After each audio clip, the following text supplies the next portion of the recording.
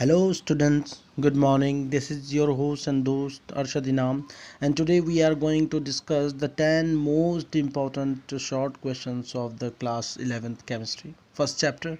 The chapter name is Some Basic Concept of Chemistry. बच्चों ये इस चैप्टर का सेकंड पार्ट है. फर्स्ट पार्ट का लिंक मैंने डिस्क्रिप्शन बॉक्स में दे दिया है. So without wasting the time let's start.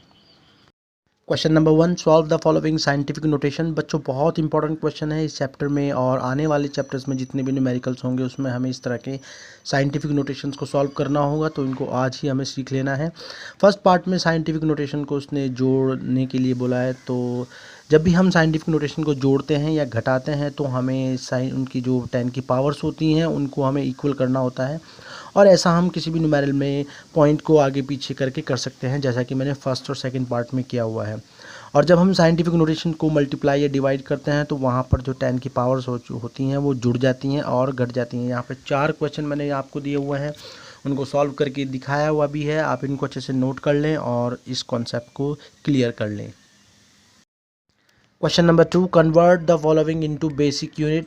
देखिए यहाँ पर ये सब्सिडायरी यूनिट दी हुई हैं जो एक दूसरे में कन्वर्ट हो जाती हैं. हमें इन सभी को लर्न करना होगा. इस वीडियो के लास्ट में मैं आपको प्रोवाइड करा दूंगा.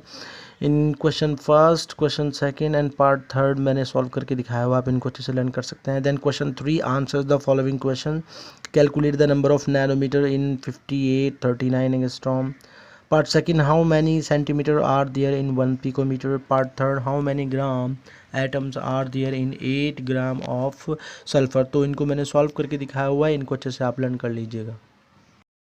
Then question 4, how many grams of chlorine are required to completely react with 0.4 gram of hydrogen to yield hydrogen chloride? Also calculate the amount of HCl. बच्चों बहुत इंपॉर्टेंट क्वेश्चन है, और ये मोल कॉन्सेप्ट स्टियोकियोमेट्री टॉपिक से question आया है. तो according to the balance reaction हम देख सकते हैं कि 2 ग्राम हाइड्रोजन जब 71 ग्राम ऑफ क्लोरीन से रिएक्शन करता है तो 73 gram of hydrogen chloride obtain होता है. सो with the help of using this data, now 2 gram of hydrogen react with 71 gram of chlorine to give 73 gram of HCl. So 0.4 gram of hydrogen react with. So ये मैंने calculate करके दिखाया हुआ है, और chlorine और हाइड्रोक्लोरिक एसिड दोनों के मासेस दिए हुए हैं. Question 5, calculate the concentration of nitric acid in moles per litre in a sample which has a density of 1.41 gram per ml and mass percentage of nitric acid is being 69%. देखिए 69% mass percentage होने का मतलब ये है कि 69 ग्राम nitric acid घुला हुआ है 31 gram of water में, दोनों मिलाकर 100 हो जाएंगे. So first of all given mass upon molar mass, इस फॉर्मूले से हम नंबर ऑफ मोल्स कैलकुलेट करेंगे. HNO3 के कैलकुलेट करके आया 1.09 मोल.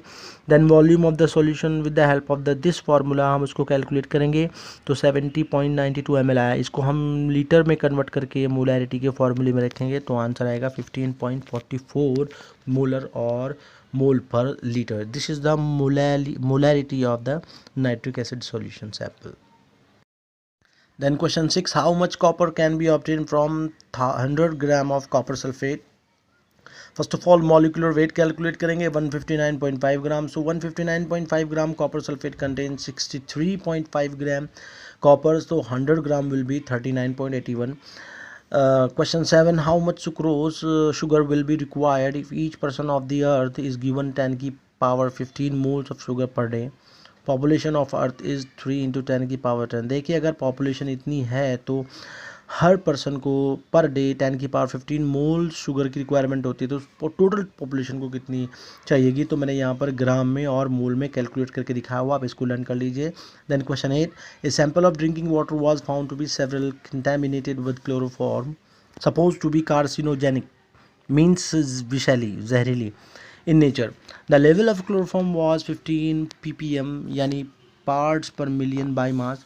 So express this in percentage by mass, molality etc. So देखिए 15 ppm का मतलब है कि 15 ग्राम CS3Cl यानी कि क्लोरोफॉर्म प्रेजेंट है 1 मिलियन ग्राम ऑफ सॉल्यूशन में. तो 1 million gram of solution contain 15 gram of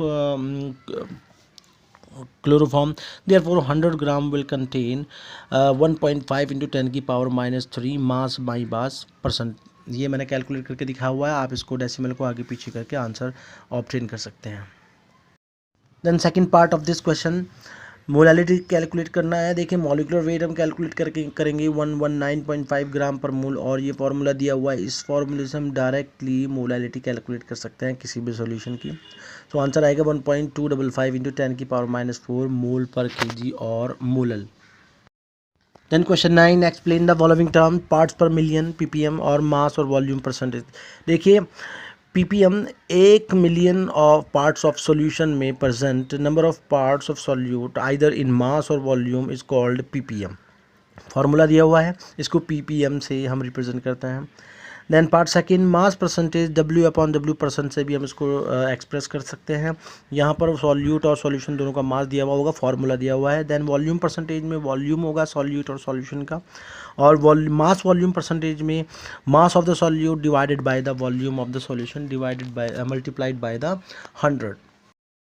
then question 10, explain part first law of constant proportion. देखिए बच्चों जेल प्राउस ने ये लॉ प्रोपाउंड किया था, और उसके अंदर बताया गया है कि कोई भी कंपाउंड किसी भी तरीके से बनाया जाए, नेचुरली, लेबोरेटरी, आइदर सिंथेटिक तरीके से, तो उसके अंदर नंबर ऑफ एटम सेम होंगे और उनका प्रोपोर्शन बिल्कुल सेम होगा। मैंने यहाँ पर एग्जांपल दिया है H2O का, इसको आप समझ लें।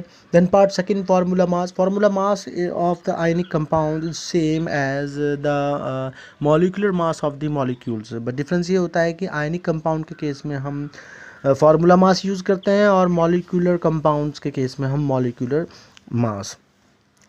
Then part third, gram atomic mass और ग्राम मॉलिक्यूलर मास बिल्कुल सेम होता है, बस डिफरेंस ये होता है कि एटॉमिक मास यूनिफाइड और एएमयू में एक्सप्रेस होता है, और ग्राम एटॉमिक मास ग्राम में। Similarly molecular mass also in AMU और unified, but gram molecular mass gram में हो जाएगा। फॉर एग्जांपल मैंने यहाँ पर हाइड्रोजन और कार्बन डाइऑक्साइड के केस में दिया है।